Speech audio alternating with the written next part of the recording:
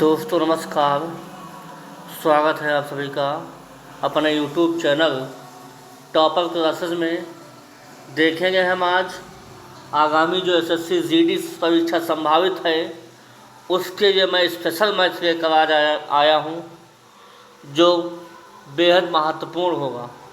इसके अलावा और भी जो वनडे एग्ज़ाम हैं वो भी लोग इस क्लास को देख सकते हैं, मनाही नहीं रहेगी। जैसे यूपी टेट है, एनटीपीसी है, एस्टेट है, वीपीएससी टीआई4 है, सक्षमता परीक्षा इत्यादि के लिए भी इम्पॉर्टेंट रहेगा।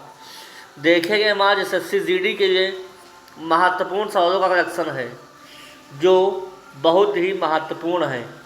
अगर क्लास अच्छी लगे तो प्लीज़ चैनल को लाइक कीजिए, सब्सक्राइब कीजिएगा। चलते हैं हम लोग पहले क्वेश्चन की तरफ। पहला क्वेश्चन है, दो संख्याओं का मासा 15 तथा राशा 300 है। यदि उनमें से एक संख्या 60 हो तो दूसरी संख्या होगी।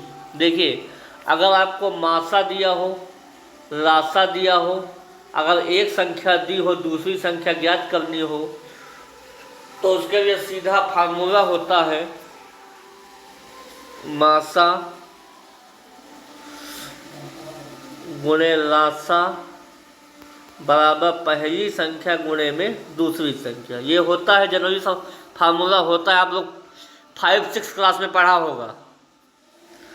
तो मासा कितना दिया गया है, 15 दिया गया है और राशा 300 दिया गया है। ये वैल्यू हम पुटअप कर देंगे। आगे देखते हैं, उनमें से एक संख्या 60 है और दूसरी हमको फाइंड आउट करनी। दूसरी को ऐसे सेम रखेंगे, कोई दिक्कत नहीं है। 0 से 0 हटा देंगे, 6 कम 6, 6 पंचे 30। तो अब 15 की गुणा 5 से कर देंगे तो 75 आ जाएगा और यही हमारा दूसरा नंबर या सेकंड नंबर कहलाएगा। तो कितना मेरा आंसर आ गया, 15। ऑप्शन नंबर इसका दूसरा सही जवाब हो जाएगा। समझ में आ गया होगा दोस्तों आप लोगों को। अगर आ गया हो तो प्लीज़ अपने अंगूठे वाला जो है एक बटन दबा दीजिए और लाइक कीजिए, सब्सक्राइब कीजिए। चलते हैं हम लोग अगले क्वेश्चन पे। संख्या 527435 में, या कहा जाए 5,27,435 में 7 और 3 के स्थानीय मान के बीच अंतर कितना है। ये भी सवाल हल्का है देखने में, बट सवाल एग्जामिनर पूछ लेता है। कभी कभी छोटी सवाल भी जो है बनाए जाते हैं सवाल। तो देखते हैं हम लोग 52, 74 और 35, इनमें 7 का स्थानीय मान। देखिए 7 संख्या यहाँ है, 7 का स्थानीय मान हो जाएगा 7 के आगे जितनी संख्याएं हैं पीछे उनको इस्तेमाल करेंगे, 7000 हो जाएगा। जितनी संख्या है उतने जीरो पीछे रहिए। और फिर है 3, फिर क्या है 3 को इस्तेमाल करेंगे हम। 3 के आगे एक ही संख्या विद्यमान है तो 30 हो जाएगा। घटा देंगे 7000 में से 0, 7, 9, 6, 6970 इसका जो है अंतर आ जाएगा। ऑप्शन नंबर इसका दूसरा सही जवाब हो जाएगा। समझ में दोस्तों आ गया होगा आप लोगों को। अगर आ गया हो तो बेल आइकन दबा दीजिएगा। अगला क्वेश्चन है, बहुत इम्पॉर्टेंट है। यदि 19 की घात 35 को 18 से भाग करने पर शेष बचेगा, क्या शेष बचेगा। देखिए 19 की घात 35 है और हमको भाग करना है 18 से। कैसे करेंगे, देखिए 19 को तोड़ देंगे 18 और 1 में, की घात 35 हो जाएगा। और 18 की जो घात 35 है वो 35 से भाग करेंगे तो पूरा कट जाएगा। बचा हमारे पास 1 की घात 35। और किसी की घात कुछ भी नंबर, 1 की घात कुछ भी नंबर हो, उसका जो मान है 1 ही आता है। ऑप्शन नंबर इसका दूसरा सही जवाब हो जाएगा। बहुत आसान सवाल था, बस तोड़ना था इसको। चूँकि 18 की घात 35/18 हो जाएगा तो कट जाएगा पूरा। और 1 की घात 35 का मान कितना आ जाएगा, 1 आ जाएगा। समझ में आ गया होगा दोस्तों आप लोगों को। अगले क्वेश्चन पे हम लोग चलेंगे, देखेंगे। अगला है, यहाँ पे 600 कर लीजिएगा। 200 और 600 के बीच कितनी संख्याएं हैं जो 4, 5 और 6 से पूर्णतया भाज्य है। एसएससी में सवाल पूछा गया है, फिर आगे इसके चांस रहेंगे सवाल पूछने के, ध्यान दीजिएगा। देखिए, जिससे आप लोग संख्या डिवाइड हो रही उसका रास्ता हम लोग निकाल लेते हैं। देखिए 4, 5, 6 का रास्ता कितना आ जाएगा, आप लोग मौखी बताइएगा। देखिए 5, 4 का रास्ता हो जाएगा 20, 20, 6 का रास्ता हो जाएगा 60। कितना हो जाएगा? 60 रास्ता हो जाएगा। समझ में आ गया होगा आप लोगों को। अगला देखिएगा, संख्या कौन कौन सी? 200 और 600। तो 200 और 600 का अंतर ले लीजिए, कितना आ जाएगा? 400 अंतर। कितना अंतर आ जाएगा? 400। इस अंतर को 400 से हम डिवाइड लगा देंगे 60 से। 0, 6, 36, जितना भी पूर्ण संख्या हमको मिलेगी वही इतनी संख्या ऐसी होंगी जो भाज्य होंगी। बाकी हम दशमलव के बाद संख्या को छोड़ देंगे। तो कितनी संख्या आ जाएगी? 6 आ जाएगी, 6। समझ में आ गया होगा दोस्तों आप लोगों को। अगले क्वेश्चन पे हम लोग चलेंगे, देखेंगे सवाल कैसा रहेगा।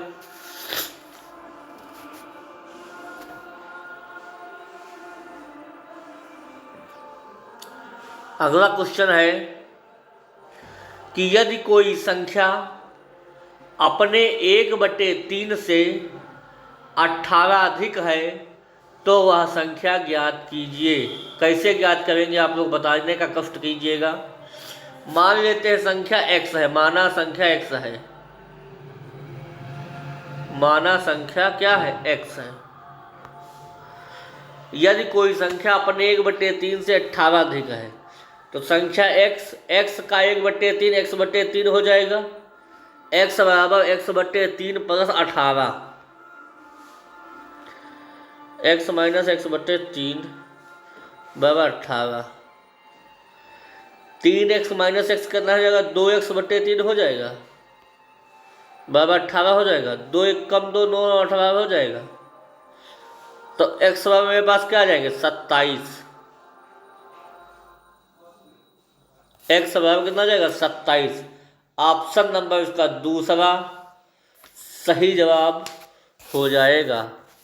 समझ में दोस्तों आ गया होगा आप लोगों को। अगले क्वेश्चन पे हम लोग सुनेंगे धड़ाधड़ से। अगला क्वेश्चन लगाते रहिए, देखिए मेहनत करते रहिए। मौसम अच्छा है पढ़ाई करने का।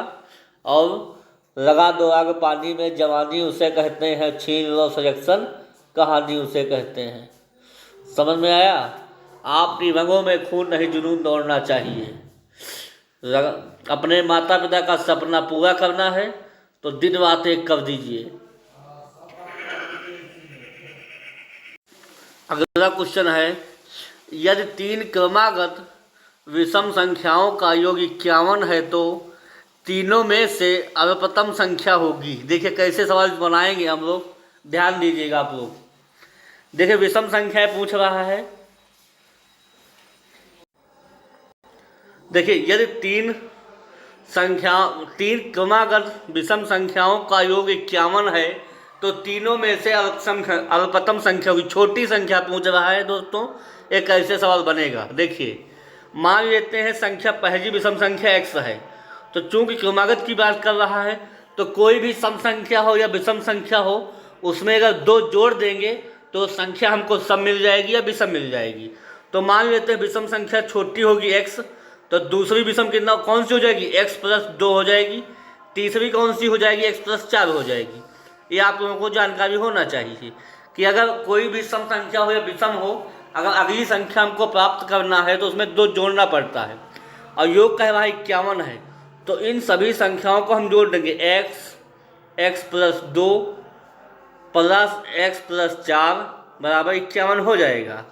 अब देखिए x हमारे पास कितने हैं? 1 2 3, 3x ले लिया हम, और संख्याएं 2 और 4 को जोड़ने कितना हो जाएगा? 6 बराबर 51 हो जाएगा। अब देखिए 3x में से 51 माइनस 6 कर देंगे, कितना आ जाएगा? 45।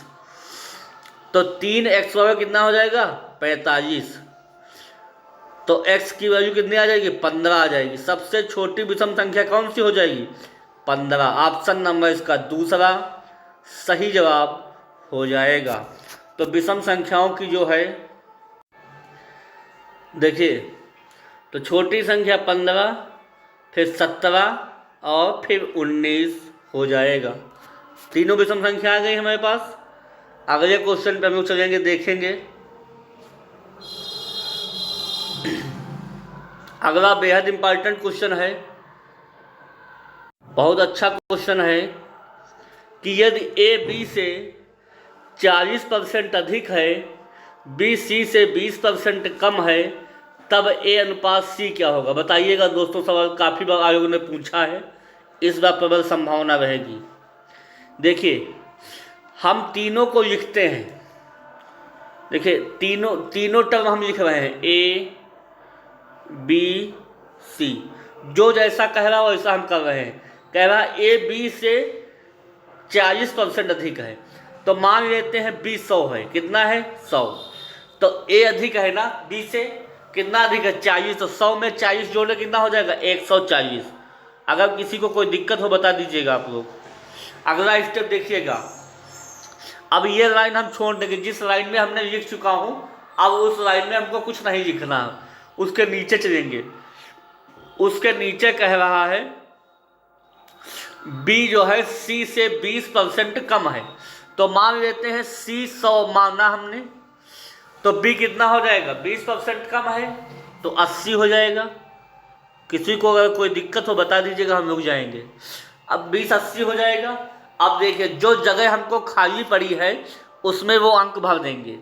देखिए, बी के आगे सी है और सी के नीचे खाली है, तो जो बी वाला टर्म है वही सी में उठा देंगे। 100 इसमें भी भर दिया। अब देखिए, ए के नीचे दूसरा वाला पद खाली पड़ा हुआ है, तो जो बी की वैल्यू हो वही हम ए में डाल देंगे। अगर किसी को कोई दिक्कत हो लाइन खींच देंगे। अब जो टर्म कटने वाले हैं काट दीजिए। 100 इधर से जाएगा, 100 इधर से जाएगा, और ये दोनों जीरो लेकर चला जाएगा। 14 8 होता है 112। 112 अनुपात बी 80 हो जाएगा और ए हो जाएगा 100 हो जाएगा। अब कह रहा है ए और सी का अनुपात, ए हो जाएगा 112, सी हो जाएगा 100। तो 112 और 100 का जो अनुपात आ जाएगा वो आ जाएगा, इसको 56 आ जाएगा, इसमें 50 आ जाएगा। और 56 और 50 क्या हो जाएगा, 28 और 25 क्या आ जाएगा, 28 और 25। ऑप्शन नंबर इसका पहला सही जवाब हो जाएगा। अगर किसी को कोई दिक्कत हो तो बता दीजिएगा। अगले क्वेश्चनवा पे हम लोग चलेंगे, देखेंगे सवाल कैसे बनेगा।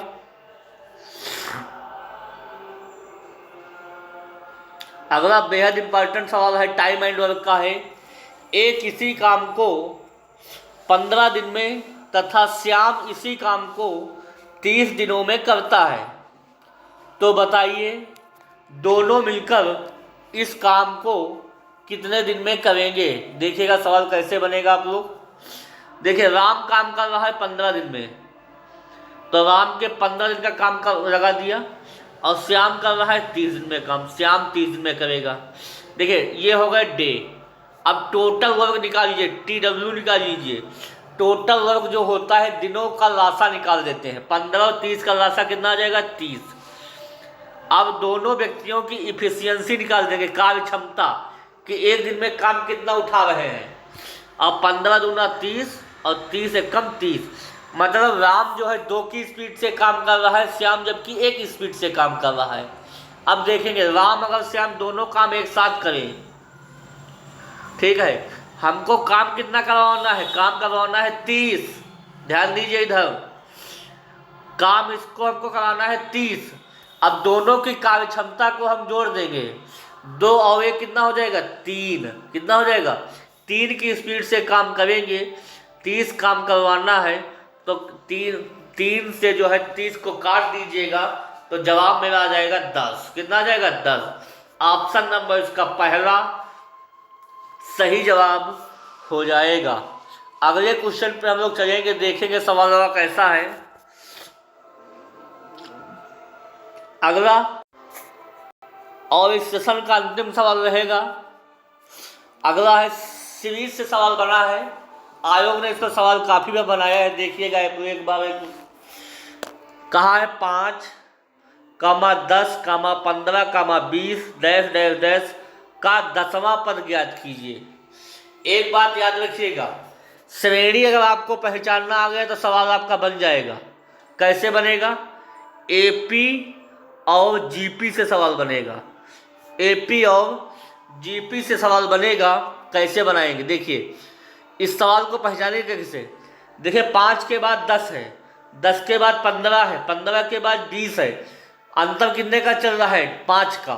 तो जो अंतर सेम चलेगा वो भी सीक्वेंस में चलेगा, तो ये श्रेणी हो जाएगी एपी। क्या हो जाएगी? एपी श्रेणी हो जाएगी। तो अंतर कितने का है? स्मॉल डी कितना हो जाएगा? 5। ए कितना हो जाएगा? ए हो जाएगा 5। और एन मतलब 10वां पद कितना हो जाएगा? 10 हो जाएगा। और हमको पता क्या करना है? 10वां पद कौन सा होगा, मतलब टीएन पता करना है।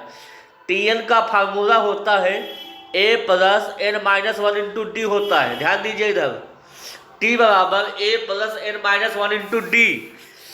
टी का मतलब होता है 10वां पद। टी एन बराबर ए का मान 5, एन का मान 10 माइनस 1, अंतर 5 का हो जाएगा।